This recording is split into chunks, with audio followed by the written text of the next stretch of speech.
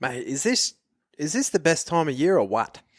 Absolutely love it. Day one of the championships. Absolute smorgasbord of group racing in Sydney. The rain bomb's over. It's gone. It's leaving us. And hopefully we get a nice sunny day in Sydney. A bit cooler. But a dry deck. Every good horse should get their chance. I would have thought so. And because of that, I think it's going to be an absolute fill-up for us. Absolute fill-up. There's a lot of value. A lot of value. Some even races. Particularly the Doncaster and the TJ Smith, which we'll talk about in more depth later in the podcast, Drifters. I'll tell you what, if you're going to find value on the weekend and if you wanted to follow us in, how would you do that?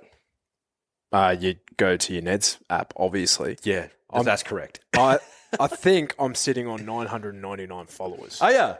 So someone needs just to clip the single off the pads and I'll raise the bat for 1,000. 1K. Imagine making 1,000 runs in a single go. Ugh.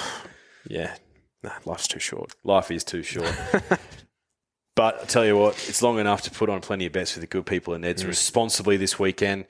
Bet on the win, bet on the place, get weird and exotic. Follow us in on the profiles, all the good stuff. But what is gambling really costing you? For free and confidential support, visit gamblinghelponline.org.au. I need to ask you a question. Be curious, Drifters. Allegron's won the Brisbane Cup, but it's all Antino. Blake Shin, take a bow. Barraquil, Benny Allen hasn't moved. Broadside in Bogged, won the Golden Rose. Pride of Jenny, trying to find the reserves at the 100. She's 3 in front of Mr. Brightside. It's all too late. Pride of Jenny has run them into the night. Switzerland, the big winner by 2.5 Bellatrix Star. He's down, Jolly Star. She is a star in the making. Jolly Star bolts in. It's all Ispas. She's very smart and fast. Champs Day 1. Thanks for coming. It was good to see you again. I look forward to it every year. Yeah. What a great day of racing. Yeah. Juicy from start to finish. There was no dry bits. No. So much juice. Yeah. Love a bit of moisture, including in the track. Yeah. Genuine absolutely. good 4. Started off soft 5. Pretty much exactly what we were saying on Wednesday. So that's why, you listen to us for free, no less. Yes. But what was your general musings on the day of racing? My general musings. Personal punting aside. Oh, yeah. Yeah, no, I've still yet to get over that.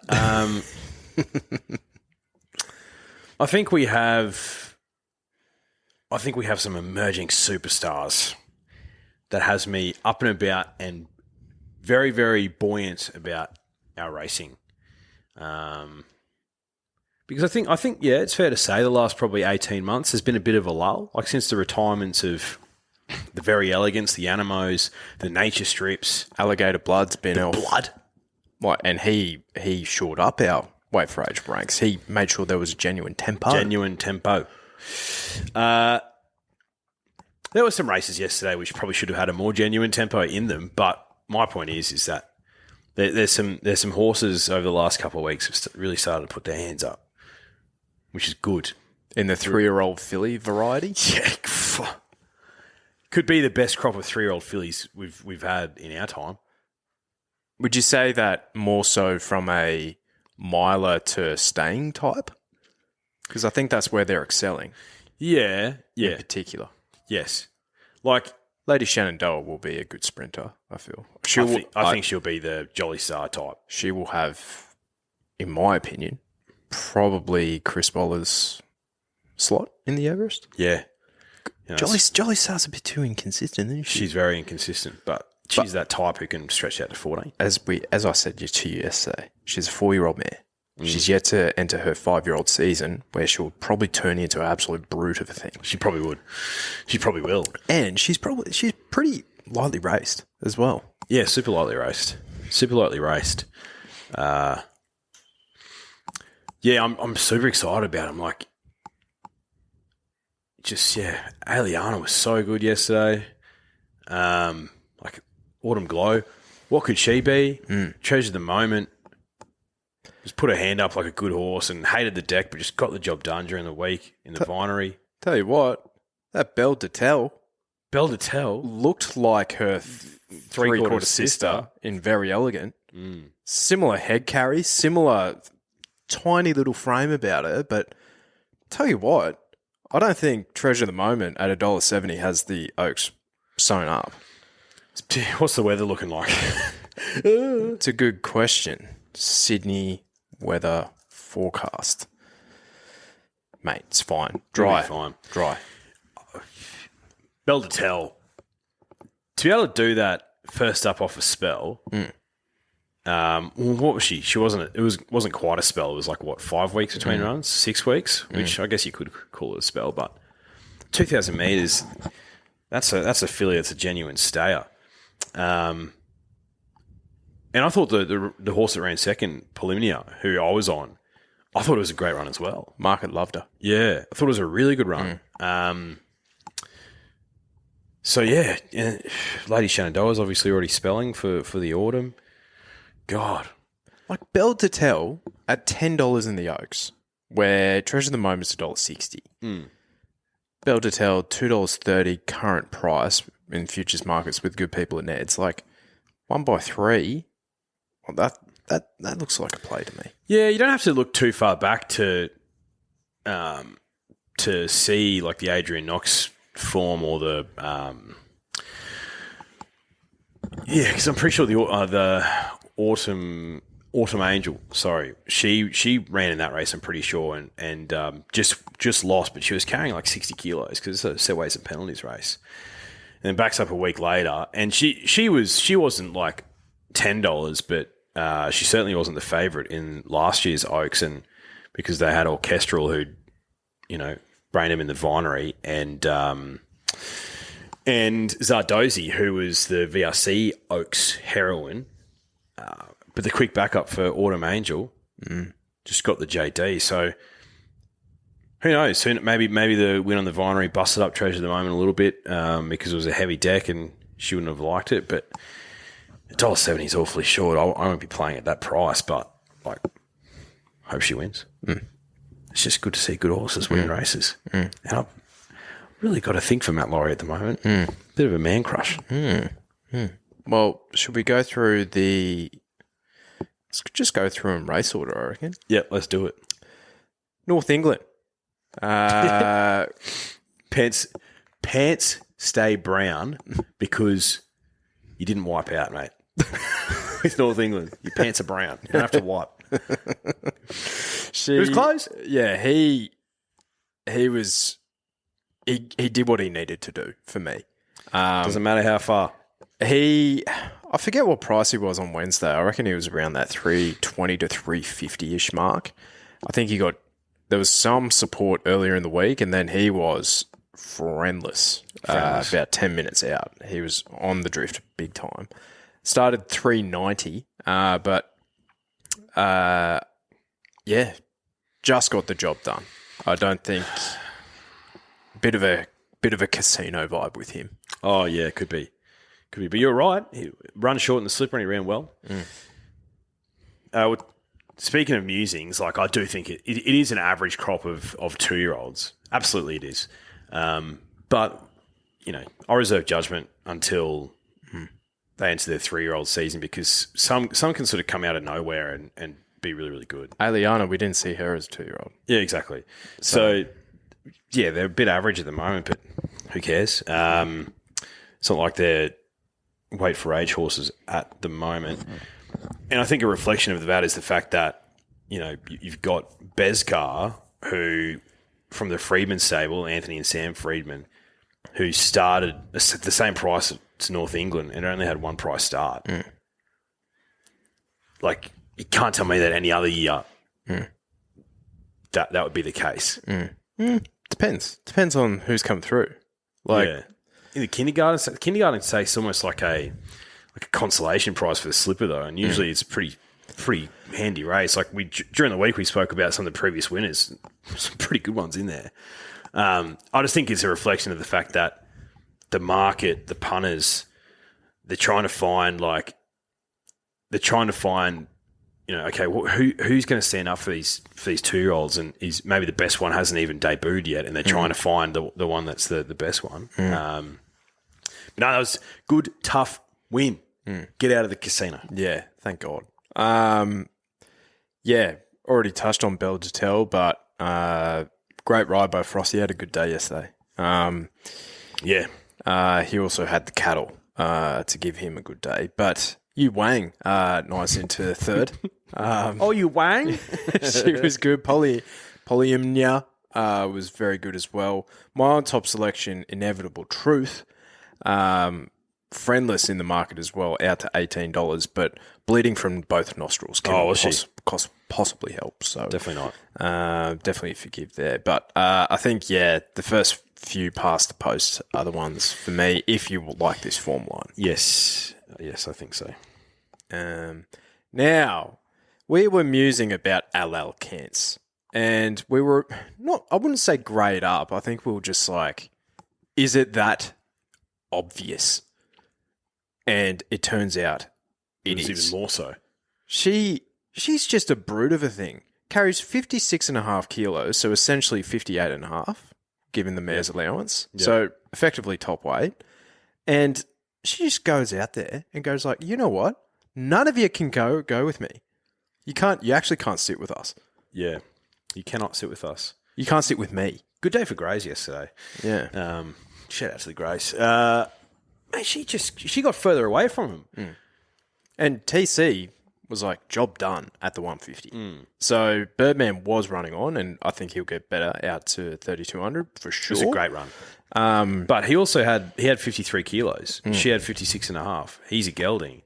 So, like, there's going to have to be a serious change in form for her to not win the Sydney Cup. You know what I mean? Like, 3,200 is a different beast. It is, but there's nothing that suggests in her last two performances that she's not going to get even better out to 3,200 metres. All right, let me have a look here. LL Kants. So she has 52 kilos in the Sydney Cup. Surely she'd get a penalty for that, or is it? I'd say they're exempt races that she's been winning. Potentially. I don't know. The last one, she got a penalty for that. Right. Well, I'm looking at Racing Australia right now. So unless there's a... Racing Australia website. Yeah. Girl. She's got 52 kilos at the moment. Oh, if that's the case, and even if she gets a penalty for this race, what would it be? Birdman at 50. Okay, so she makes him 1.5 kilos better otherwise. She's going to be incredibly hard to beat. Incredibly hard to beat. Makes her own luck up on speed. Like, is she a Cups horse? Like a serious Cups horse, potentially. Like, in terms of, we see that there is some horses that you can kind of draw that line, right? So Valiant Kings run in Caulfield Cups, potentially Melbourne Cup last year. Athabaskan has, been on a Cups path before. Manzois, Francesco Gardi's been, they tried to, but he never makes the field. So there's some sort of like yardstick there. So if I'm comparing her to like the tippy top stayers in the country, right, over the past 3 to 4 years, like I don't think she's quite at the stage of a Very Elegant or a Without a Fight, but that grade of horse isn't here currently. No. So it's based on the international stock that we're getting. Absolutely. And we've been talking about, a lot of these staying types. Most of them seem to be coming out of Chris Waller's stable. He had 7 horses in that race. They take turns, and no one really puts their hand up. She's the one who's like, nah, these are mine, bruh. All right. Here's the good local comparison. Zardozi. What would you prefer? What you've seen out of LL Kants, albeit probably an inferior grade, but she's doing it at the more suitable distances. Whereas Zardozi, she's more that traditional, almost like Bart Cummings path. 14, 16, 2024, then just get a ton of runs under a belt, and you basically only want to back it once a prep. Yeah. LL Kants 270 in the Sydney Cup market. Zardozi second favourite 5s. No, Zardozi for mine is she ran fourth in the Melbourne Cup, got beaten by Knight's Choice and the likes of, like, that's different gravy that we saw yesterday. Zardo's not doing that. She's not doing that. So, like, Akita Sushi ran third. I think LL Kent's, depending on what weight she has, beats home Akita Sushi. You know what I mean? Yeah, absolutely. No, that's different gravy. And a mare in that sort of form, it might not translate for her again in the spring. But you just got to, if you're getting black odds for her in the Sydney Cup, I'd take that bet. 270. I'd take that bet, absolutely. Absolutely. Especially if she's 52 kilos. Wow. Absolutely thrown in. Yeah, it must be ballot exempt, that race. I guess we'll find out. So, But even if she had up to 55 kilos in the Sydney Cup, I'd still back her because she's dropping some weight. Especially, yeah. I'm seeing, like, there's some horses that are nommed for this that are just not going to go there. Like, La Creek will not run in the Sydney Cup. No. She's fifth in the order of entry, you know. Like Desert Hero's ninth or in the order of entry. He finished second or third last. Yeah. Yeah, LL Kent's is just a staying throbber on the rise. Really good to see. Any others? Yeah, they're all pretty average, aren't they? Yep. I was getting a real case of cold feet about Swift Falcon. The more I looked at it and the more I saw his price coming in right in the 2 minutes before the jump, I was like, we just know where this horse is going to get to. And I think the track yesterday played really fair. Really fair. You just didn't want to be hard against the fence. Yeah, you still want to be against the fence. Yeah. But that's pretty typical. Yeah. So depends on the day. But so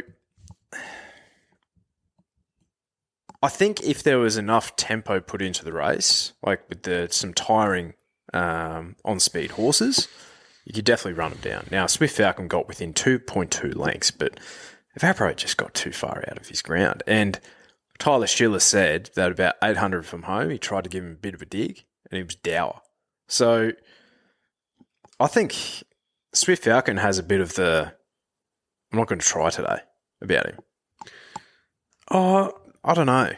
I just think it's impossible to win a horse race when you're 15 lengths off the leader. Yeah, in a 8-horse field. Like, I thought that's where I get confused in the post-mortem, for lack of a better term, when I'm looking at this, right? Because I'm like, where did I go wrong? Because the horse I was really afraid of was Evaporate. And I was like, do I switch over like real late? Just because I know where he's going to be in the run. I know. And it's a high percentage play. But I thought the thing that made me go like, you know what? Swift Falcon, I'd probably back him into Doncaster. And if he was there, and 8-horse field, he's only going to be 4 lengths off him. But that wasn't the case. What the hell happened? Wasn't the case. Yeah, caught napping. But he does that. You can't get that far back. Yeah, but I don't know about the whole he was dour thing. Like, if Tyler Schiller's saying that, like, what do I know? Like, you say that, and then we thought after the Rosehill Guineas last week, or the other week, we're like, well, this horse is a miler. And then he comes back to a miler from 2,000 metres, which I really like that setup for the 3-year-old types. He just got way too far back. He needs to fix his racing pattern, because what's his prep been? He has done. Let me get him up for you. He's gone. So I think it was his 4th run of the prep. So he ran second in the Hobartville, beaten a length behind Broadsiding over 1,400. Yep. 3rd in the Randwick Guineas. Yep. Beaten less than a length. Basically, exact same result in the Rosehill Guineas, beaten less than a length 3rd. And then he was beaten 2.2. So easily his worst run, based on margin alone. And easiest contest he's competed in. And his price suggested that. He was $2. firming into $1.80 with, unfortunately, my money on. Yeah. So clearly the horse has loads of talent. 11 starts. He's only finished outside the top 3 twice. He's by exceedance. So I'm sort of looking at Swift Falcon. I'm like, sometimes like a horse like that who just launches from the back of the field in those middle distance races, just maybe you want to keep him a bit sharper. Maybe he is a sprinter miler. Maybe he's more like a private eye type where, probably not a good example, but I don't know. I wouldn't mind next prep just maybe trying to have a grand final for him that's like 14. Run him over a sprint trip. I don't know, just a horse that can peel off those sectionals. Like those sort of closing like 3 furlong sectionals are like Fangirl-esque. And I think Fangirl's better over 14 than she is over 16. And all because they run on really well over 2,000 metres or over a mile doesn't necessarily mean that's the best distance for them. I don't know. Because otherwise, what's going to happen? What's going to happen in his 4-year-old season? He's going to do the exact same thing. He's going to run on super every single start because he gets too far back. Yeah, well, try him as like a Santana Lane. Yeah, true.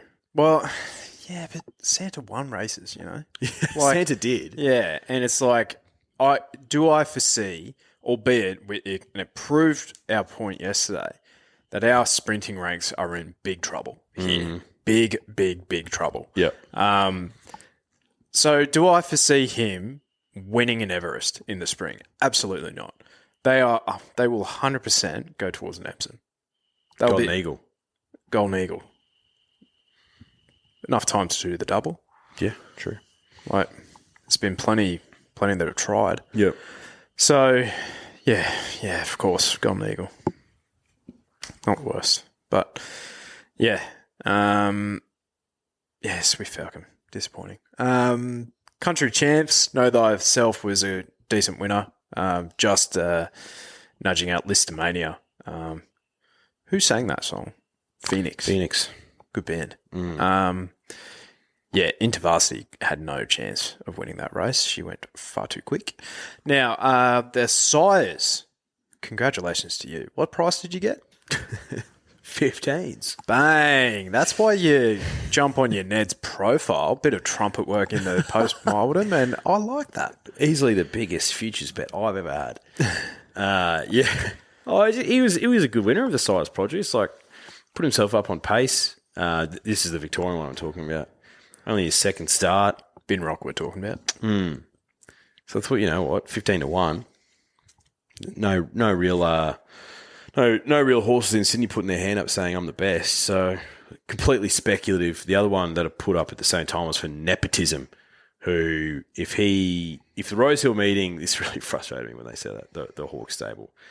If the Rosehill meeting wasn't moved from Saturday to Tuesday, if he came through the run well last week, they would have backed him up in this race. Nepotism. Classic. Yeah. But obviously it was moved to Tuesday, so they were like, no thanks. And he was good. Vinrock, I thought it was a great win because he looked gone and he was on the inferior ground and he sort of fought him off. It was a good win. It was a good win. Fighting off State Visit, who had an SP profile of $18, and Buffalo, who we've been saying it, he needs further. And he was at $18. He's into $7 in futures markets with the good people at Neds for the champagne. I didn't see Wotan's name in the top 3. You sickos that keep backing this horse. Let's have a look at his SP profile, because this is going to be sickening stuff. Yeah, there will be sickening stuff. All right, let's have a look. Wotan's career. So he won a Shandong handicap class, open class handicap for the 2-year-olds over 1,100 metres on a soft 7. He started $1.60. Congrats. Silver Slipper, SP profile of $2.20. He finishes 3rd. In the Todman, SP profile of $1.90. He finishes 2nd. Golden Slipper out to $7. So that's more backable, but he finished second. We know what happened there. And then on the weekend, yesterday, $3.50, equal favourite in the size, fourth. No, he's running fine, but he's not. Is he running up to his SP profile? Potentially, but it's too short in the first place. Yeah, absolutely. Because I look back to his. This is an underrated stat that I look at when I'm doing form. That race that he won back in January, there's been no subsequent winners from the race, including himself. So it's like, what am I missing? Like, sure, he was ultra impressive that day, but you need to be impressive sometimes against some handy opposition. Yeah. Silks, stable, jockey. Every time. Trainer. Yeah. They're just stable. Yeah. Yeah. They just, every time they see that, they're just expecting him to bounce back. No, thanks. State Visit I thought was great. The son of Celebrity Queen. He's one who can he can massively improve into the Champagne and then also into his 3-year-old season, I think, State Visit. So no, he's a good looking prospect. Big Buffalo. He can win the Champagne, absolutely. And Vin Rock, wouldn't be surprised if he Pulls up stumps. or also wouldn't be surprised if next time he runs he'll be in green silks, given that group's propensity for buying colts as soon as they win a Group 1. They already have some horses with Matt Laurie, so that wouldn't shock me at all. I'd pull up stumps. I'm Invincible. That's it. I'm Invincible, believe it or not. His first ever 2-year-old Group 1 winner. Wow. There you go. So he's already... It was the year to do it. Yeah, it was the year to do it. He's already worth a stack of cash. I'd pull up stumps and then just come back as a 3-year-old. It's not many throws at the stumps, is there? No. 4. 5. 5 throws at the stumps. With Yeah. Blue Diamond as well. Yeah. Because obviously Blue Diamond's at the bottom of the pile. The JJ's at the top. Easily. Comfortably, actually. Well, if you actually look at previous winners, Pretty good, pretty handy.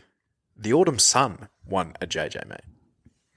He sure did. So did- Broadsiding. But so did King Colorado. So, So did She's a Belter. yes. So did Rothfire. But there was 1,400 metres when Rothfire won it. There you go. There you go. On Raw Times, I'm looking at it here. They ran the Country Champs was over the same distance, about 6 lengths slower than the Country Champs, over basically overall times and even the last 600 as well. About 7 lengths slower. So I don't think they were absolutely running home. And that's probably where Wotan probably shows his best in a genuinely run race. Yeah. Which hit the most genuinely run race that he would have seen in his career was the Slipper, and it was his best run. Yeah. So, but you got to do speed maps and stuff, yeah. Yeah, you do. And also, like, ironically, Chris Waller horses typically need a truly run race to run at their best, yet every single horse he trains is super negative. So you reap what you sow. You do. Okay. Not Vinrock. Briasa, the Group 1 winner for Team Hawks, Tyler Schiller. Mm-hmm. Kissed on the penis, on his gelded penis in the run. Couldn't have had a better run in transit. No. SP'd 750 in the TJ. Now, I swear he had a 4 in front of his name. He did. On Put my Wednesday. hand up and say I couldn't believe the price. Didn't make any sense. Well, that is a significant blow. it is, yeah. So he's theoretically gone from, what would you say, a 20% chance of winning in the eyes of the bookies to what, Like 15% chance, yeah. That's pretty significant. yeah. But I'll put my hand up because I was on him in the Galaxy. and he ran super against the pattern, albeit over exaggerated. just too far back, switched the runs. He had the perfect run in transit. He was fantastic. But I think it asks more questions than it does deliver answers. Yeah, it does. There was less than 5 lengths between Briasa and She's an A-lister, who ran last. You typically see that in handicaps. Yeah. Yep, absolutely. She's an A-lister is a benchmark horse. So there's only 5 lengths separating a TJ Smith winner, and a benchmark horse. But there were so many flops in the race for mine. Like, Briasa was fantastic. Overpass does what Overpass does and give you a run for your money and almost won. Headwall has been super this prep. So, he's ran well in every single race he's been in. And I was talking to you yesterday about the fact that, though, like, it was only in the spring. We're talking 6 months ago. I backed him in a benchmark race 1 at Flemington down the straight over like 1,000 metres. He was a big price that day, and he got beaten a lip by Moby Dick. Moby Dick. Yeah. And I know geldings can, like, any horse can improve, but you cannot tell me that this horse is a Group 1 weight for age horse. Not in our sprinting ranks. That's the point. Typically. Sprinting ranks, right? Yeah. That's the thing. Yeah. And it's like, you typically see this with, like, say a Shelby 66 jumps out of the ground on possibly the wettest autumn we've ever seen. Yeah. And he was the best wet tracker. Yeah. Like, sure, I understand that. But that's a flash in the pan sort of stuff. Yeah. Like, Headwall arguably should have gone closer to winning the race. Yeah. He was held up for 300 metres in the straight. Absolutely flew home. Jimmy Starr, holy shit. Jimmy Starr was a fantastic He run. was outstanding. But he gets too far back. Like, but then you look at Kaimochi, right? She ran super. 3 wide, no cover the entire time. Switzerland had the back of Briasa, and she was level with Switzerland, Kaimochi, and Switzerland couldn't go past her. No. So he's just not up to this sort of standard. No. Magic Time back on the inside, she was okay, but I'm not seeing the consistency from Magic Time as I once would have hoped as a 5-year-old mare. Mm-hmm. Sunshine in Paris, I didn't really consider her in this race that much, I feel, because her first up run gave me the ick a bit. It was like, it just took her way more to get going, and she kind of got going late, but then she kind of didn't. And it was much the same here. Jolly Star's the big question mark, though. What do you do there? I don't know. She went back on the inside and she was on the fence. So I don't think it was Damien Lane's best, but I think we were entitled to see her run way better than what she did. Like 9th? But only beaten 2 lengths, but so the 9th isn't as bad as what it seems, but she mixes her form way too much, Jolly Star. Like, so between that first up run where she absolutely brained them, and subsequently got an Everest slot in the spring, she didn't repeat that figure again until the Newmarket. And either side of that, it's just been flops. And I'm like, well, where's it? So she's gonna be in the market pretty much every time she goes round. So I don't know what to do with Jolly Star. But horses like Jetty Beale and she's an A-lister in this race weren't too far behind her. IME is going terribly this prep, and she's only 3.4 lengths off the winner. Do you know what I think is part of the issue is the fact that there's not enough natural upfront pace. Like, there's no nature strips, Eduardo's, so therefore Overpass is always going to be a good bet. But also, and I was talking to you about this, I was probably mentioned this on the podcast a few times, but Jimmy Starr, we know he can stretch out to 1,400 metres. Kaimochi, we know she can. Magic Time, Switzerland, you could argue. Sunshine in Paris, Jolly Star, Traffic Warden, all in this race.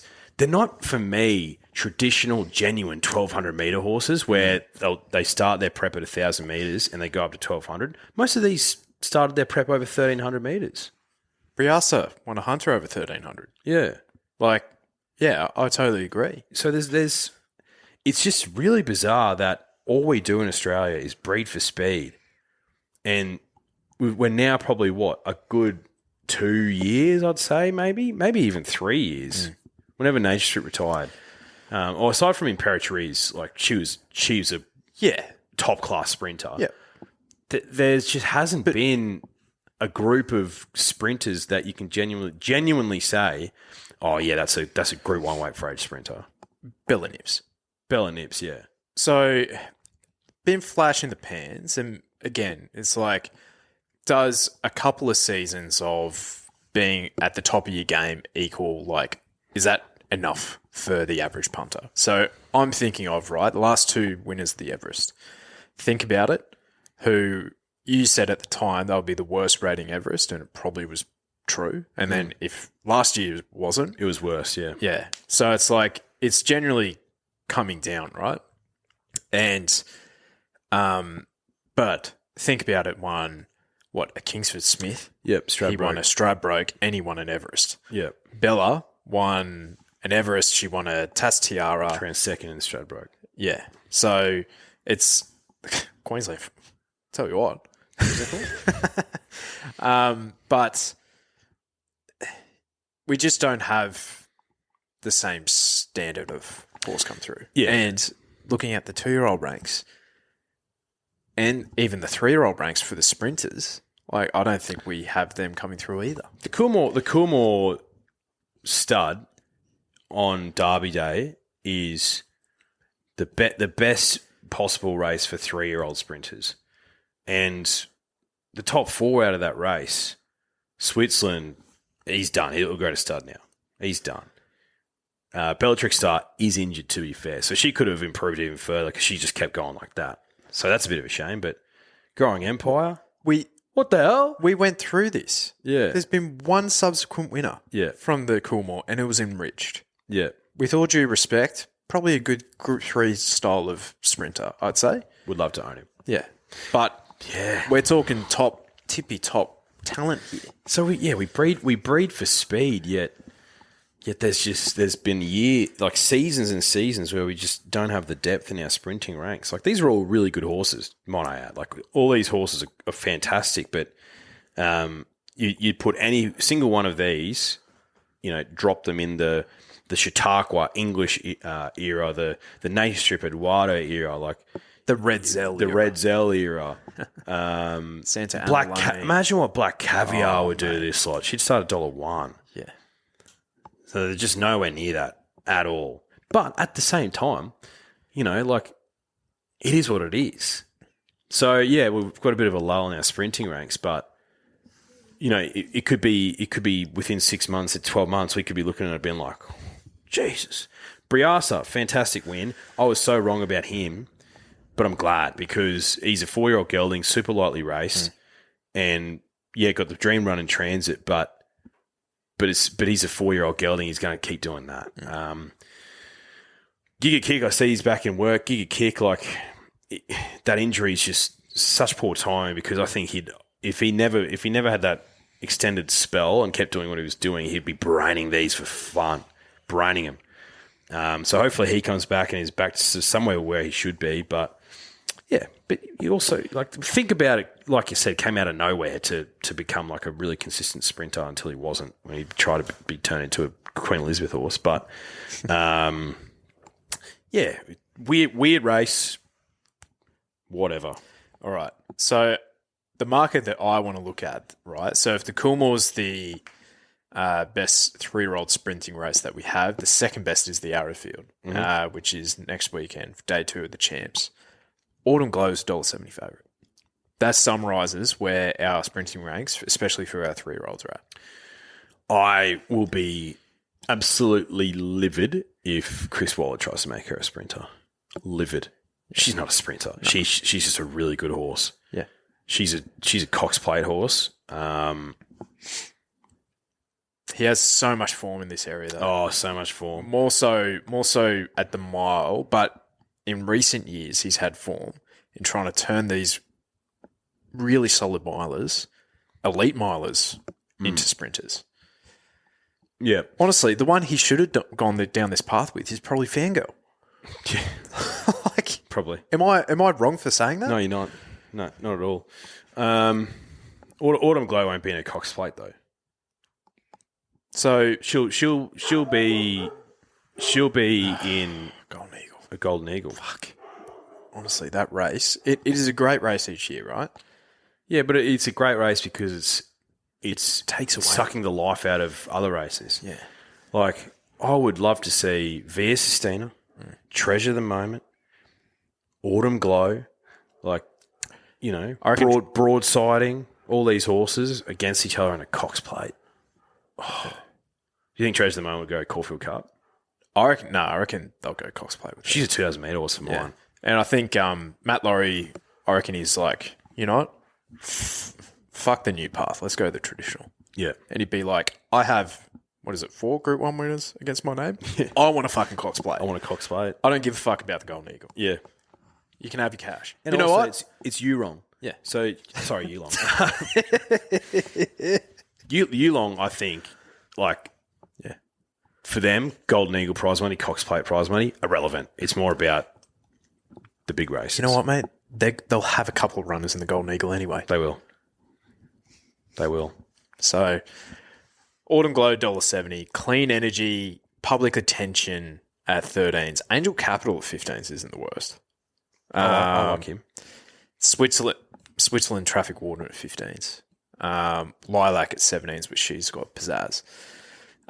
Traffic Warden's just obviously not the same horse. So, like his wheels were spinning on good ground. So that's not what you want to see. So weird. So it is. I've never seen anything like it where we've had so many like promising 3-year-olds just come off the boil. Yeah. Massively. Yeah.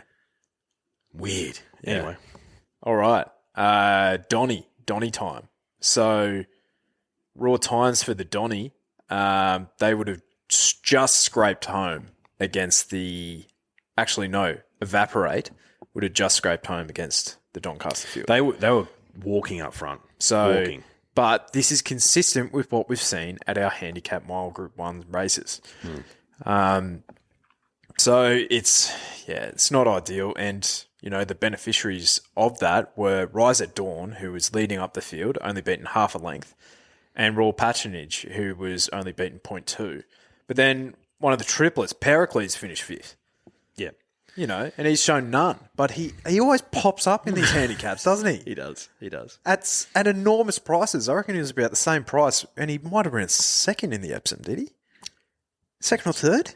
Pericles, yeah. I reckon. Something like that, In yeah. the spring. So he has a fantastic record in handicap miles at Randwick. So, but Steffi, I had a feeling about Steffi. Last time she would have won a race would have been the Stradbroke, right? Mm-hmm. Yep. And Bjorn saying that, I think he was crying, saying like, we needed a major. A major. I'm like, oh, that's a shot across the bow to Perth. It's like, you're R&P over there, bruh. Yeah, I see what he means though. Like, he hasn't won a Caulfield or Melbourne Cup. He hasn't won an Everest. He hasn't won a Slipper. Yeah. And you could say that Donny's probably the 5th major. Yeah, you could. Yeah. She was good.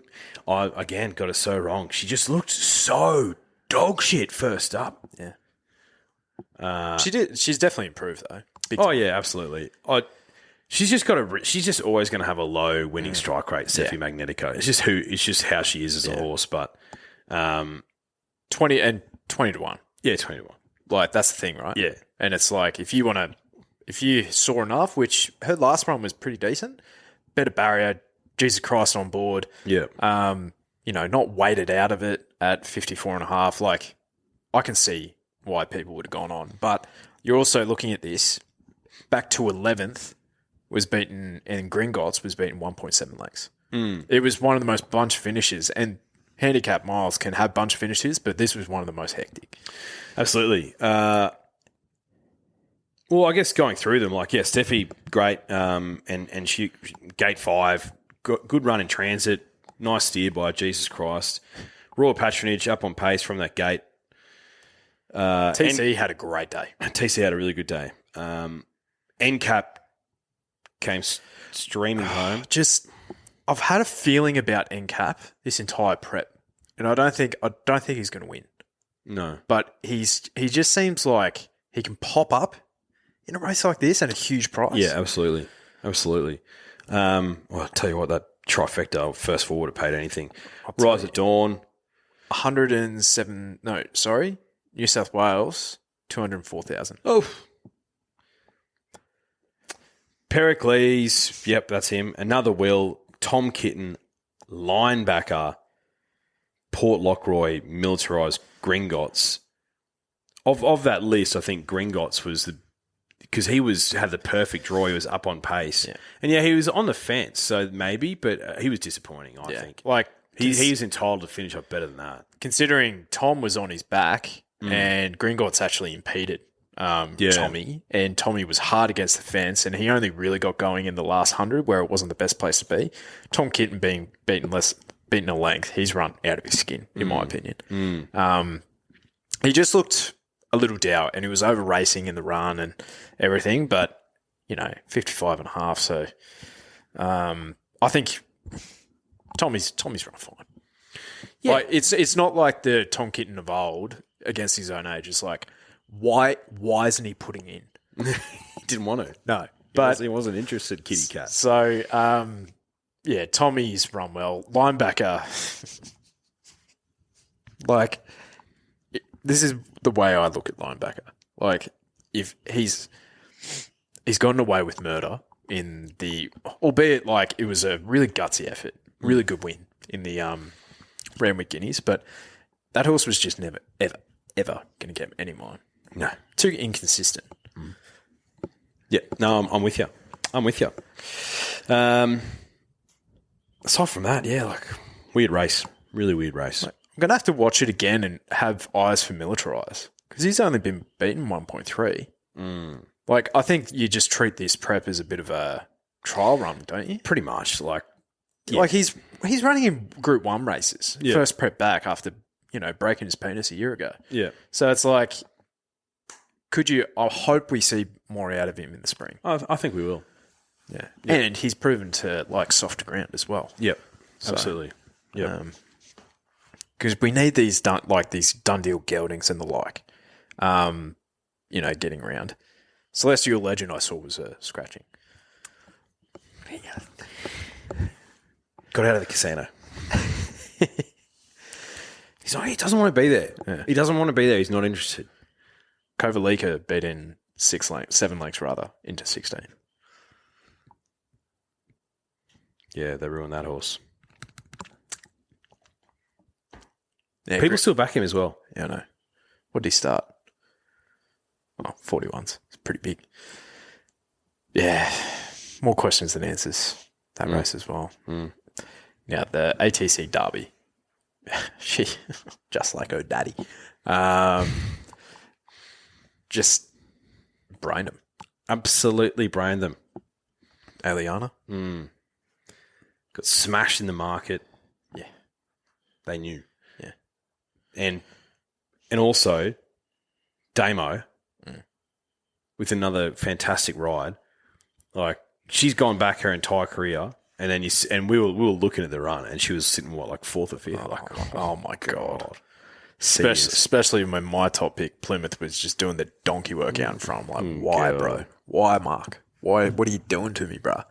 But he wouldn't have beaten her anyway. She literally could have come from last and still won. Yeah. She just, as the race got further, she just got better. Like, that's a staying filly.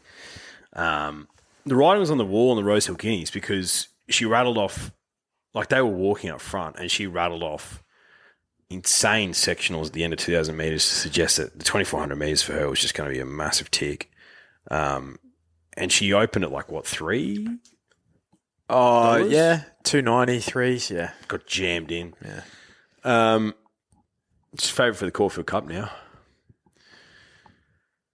With your Lady Shenandoah, your Autumn Glow, what else? Who else for Chris Waller for 3-year-olds? They're her 3. Lazura, yeah. Beltel. Yeah. I wonder what he does. I don't think she'll be in a Caulfield Cup, unfortunately, as a 4-year-old, because he just doesn't do that. She'll do the classic. She'll resume over 1,400, 1,600. Maybe she might run the Cox Plate, but she won't. She'll be in a Golden Eagle. I guarantee you she'll be in a Golden Eagle. And and it's a shame because that suggests to me that she should be doing the Zardozi prep, the 4-year-old mare Zardozi prep. And yeah, she might be a year away. I think if he's gonna have one, could be her, but it depends what Belle Dutel does next weekend. If she comes out and is just as impressive, it's like, all right, who's shown more over, like, say, the mile distances so far? Probably Aliana. So it's like, and if she's proven that she can do it against the boys, who's to say that she can't do it in Golden Eagle, which is basically 3-year-old set, conditions anyway. So it's then do you go Belle Dutel into a Caulfield Cup where her 3/4 sister won one? So Was VE 4 or 5 when she won a Caulfield Cup? I reckon not 4. I don't think. Yeah, I reckon 5. yeah.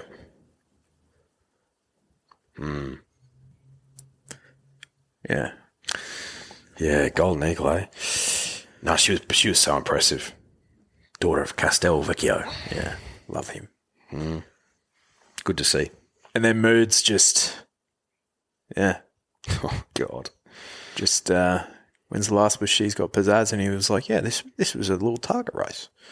Thanks, Moods. Yeah, I had Lilac who was doing the donkey work up front and just got beaten on the line, ended up running into third, but that hurt. That was the end of a frustrating day for me. A lot of bunch finishes. But how's this for jocks? TC getting 2 wins, Frosty getting 2, Zara getting 1, Blake Shin getting 2, Jesus Christ getting 1, Schiller getting 1, and Aaron Bullock in the Country one. country. So it's like the big dogs came to play when J-Mac's away. Yeah. Thanks for coming, Ryan Moore. Yeah. Yeah, fuck. Unlucky, bruh. Yeah. It's a long way to come. Yeah. Yeah, Aliana, the clear highlight. Hopefully with Briasa as well. Hopefully.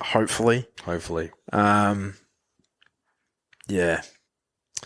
We were musing about, like, who are the Stradbroke horses off the back of this. We were thinking Headwall, but his form suggests that he's more 1,000 to 1,200 metre horse, and he's not in Stradbroke markets.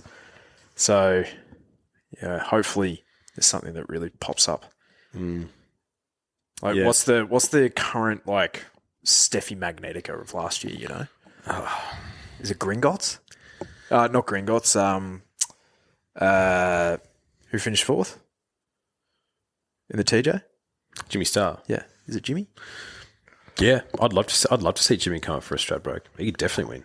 Yeah, Definitely. Steffi's a bit of an interesting one, though, because she was a 3-year-old filly. I know, I feel like the Stradbroke is... Yeah, it's all about timing. Well, most races are, obviously, but it's just you got to be doing this. You got to be really, really good to be established and win a Stradbroke because usually the weight scale doesn't help you. But could we see Autumn Glow go to a Stradbroke? no, I don't think so. I think she'll run in that Arrowfield thing like Jolly Star, and then she'll be spelled, and she'll come back in the spring, and she'll be targeted towards Golden Eagle. I wouldn't be surprised if we don't see Autumn Glow over 2,000 metres until the end of 2026. Don't manifest that. Yeah, it's a shame, isn't it? Mm-hmm. It's like one race taking away from everything else. It's not good for the sport. No, but also like, yeah, You know what we need for it, and it's kind of trending in that direction, is we need almost like a guarantee that half the slots are going to be filled by internationals. If we have that guarantee, then you're going to have all the dross like kind of filtering out, and you probably have some of the good ones. It's like, you know what? Let's go back to the traditional path. yeah, Especially if you have, say, of the 10 slots in Australia, if you had 4 to 5 of those slots is like winning you're in, then I feel like that kind of fixes the problem a little bit. potentially. But if if the Golden Eagle was brought in any earlier, like, we wouldn't have had that. We wouldn't have had 4 in a row. Because in 2015, after, Winx was a 4-year-old mare when she won the Cox Plate in 2015. Imagine if we didn't have that because of the Golden Eagle. Because she would have gone there. 1,000,000%. Well, she'll be the last one. Yep. 4 in a row. Never happen again. Never happen again. 4, 5, 6. Yeah. You're not going to win a Cox Plate as an 8-year-old, are you? Oh, you could, but probably in a bad year. Yeah. Like, you're probably more likely to see a gelding do it. Yeah. And it'd usually be some gelding to win at 4. Like Hartnell. Humidor. Alligator Blood's 8. Via Sistina she'll technically be 8 for the Cox Plate this year, but she's in Northern Hemisphere also. She's 7, really. So I think it's possible, but oh yeah, I don't know. At least we got some good ones coming through. We just want to see them in the right races. All right. Okay, we will be. Oh, do you want to look at the markets? We've kind of looked at a few of them. Queen of the Turf. Yep. Because Lady Shenandoah spelling, isn't she? Cheers. So Fangirl 220, a Tissue at 5s, Lazura at 8s with Steffi, Amelia's Jewel at 9s with Lady Camelot, Moira at 11s, who finished about 14th yesterday, Alentia at 17s, Aliana at 21s, Gring Zingerberger at 26s. Interesting. Like, you know where she'll be in the run. Yeah, absolutely. Yeah, Fangirl at Tissue. Yeah, I think so. Yeah. Pretty self-explanatory. Tell you what, it's going to be pretty short in all the Group 1s here next weekend. Via Sustina at $1.70 in the Queen Elizabeth. Dubai Honour at $4.60. Chia Wolf at 8s. Rusham Park at 11s. Light Infantry Man at 13s. Buckaroo at 15s with Vauban. Tissue 26s with Deny Knowledge. And Faulkner Park. And Linda Man. And Pride Jenny.